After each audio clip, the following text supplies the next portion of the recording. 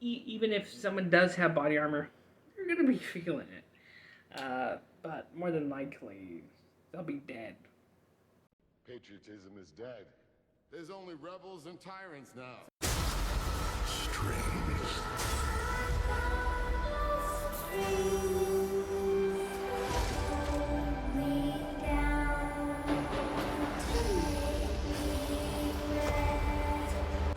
A world ready for the righteous and the pure to inherit. Don't believe in surrenders. No, I still got my saber, Reverend. Didn't turn it into no plowshare either.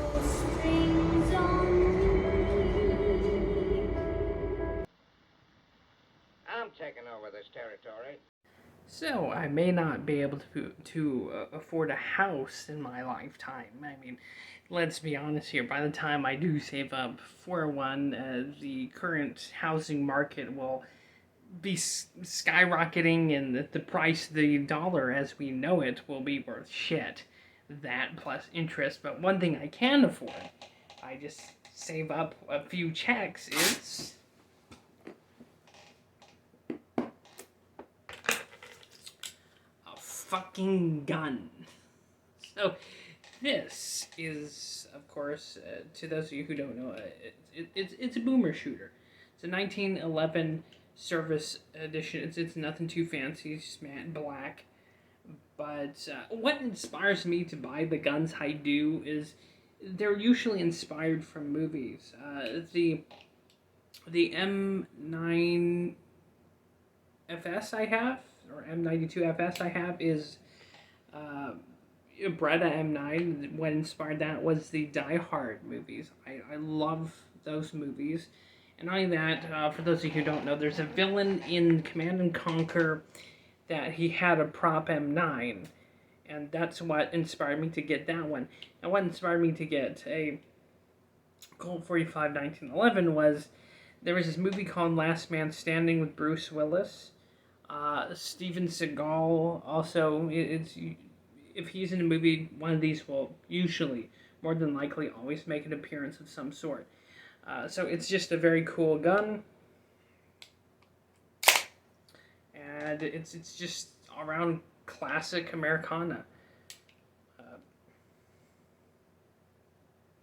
That's embarrassing.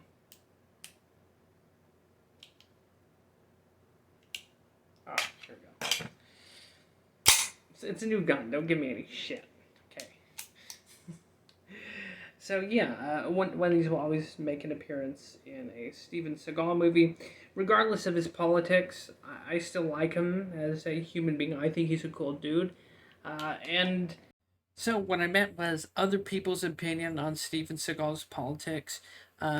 Me personally, I think he's 100% correct. I think he was down there with Joe Arpaio's like posse, and quite frankly, his politics and view of the world is 100% right in my opinion.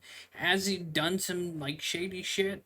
Sure, but when you compare Steven Seagal to like 90% of Hollywood, it's pretty tame shit. You know, he's a stand-up guy. I think his music kind of sucks in my opinion, but other than that, I'm total fan of Steven Seagal. His fucking movies are awesome. They never fail to entertain, even the shitty ones. And back to the movie or video, fucking whatever. Not only that, but a 1911 is just classic.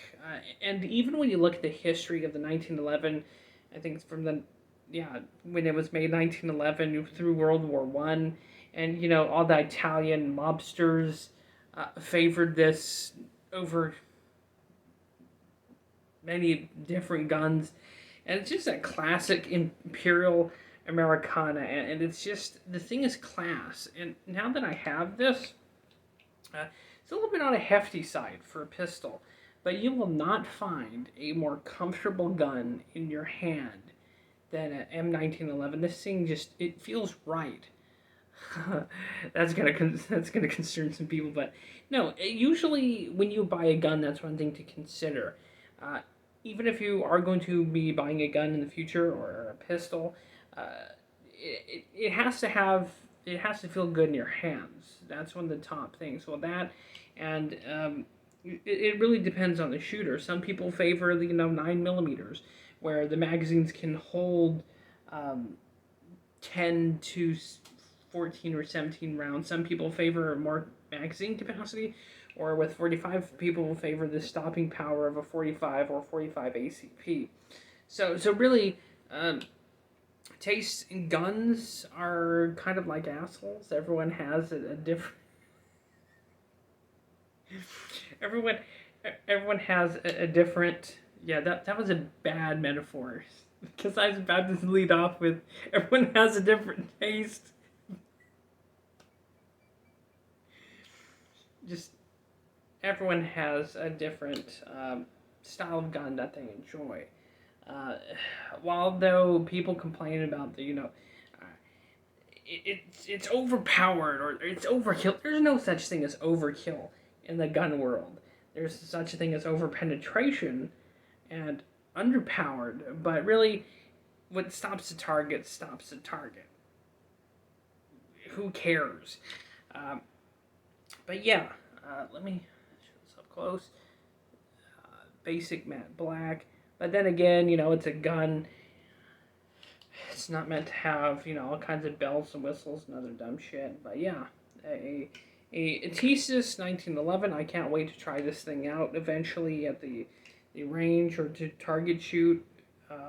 But man, here's it from the front. It's just a iconic gun, and I'm glad I spent the $324 to get this. And yeah, if I can't afford a horse, fuck, if I can't afford a house, I might as well just have a safe full of guns. Yeah, that's my most recent purchase, and there should be a link pinned in the comments or in the description where I kind of show off the Taurus G3 that I bought recently, which is a pretty cool gun. It's 9mm, and that's one thing to always consider. If you're buying ammo, have 3 of the same guns at least that use that same ammunition, so that way you don't have to break the bank. You can have 3 different guns that fire the same ammunition. So if you're collecting guns, always have that in mind. Have a series of guns that run the same ammunition, so that way you can allocate ammunition more efficiently. So that way you don't have 10 or like 12 different ammunition sets. You can keep it more contained to a series of guns, and that will save you money. But yeah, classic boomer shooter, and you can't go wrong with a 45, even though the magazine capacity is only 8, but these are fat bullets, and even if someone does have body armor, you're going to be feeling it, but more than likely, they'll be dead. But anyways, so that's 1911 service piece, and I'm pretty impressed. And it's this one, side note, it was like hand forged or hammer forged, something like that. I'm not entirely sure what that means, but it means that the top receiver and barrel was like crafted pretty well. And yeah, so far I'm impressed, and you can't ever go wrong with the 1911, this classic Americana.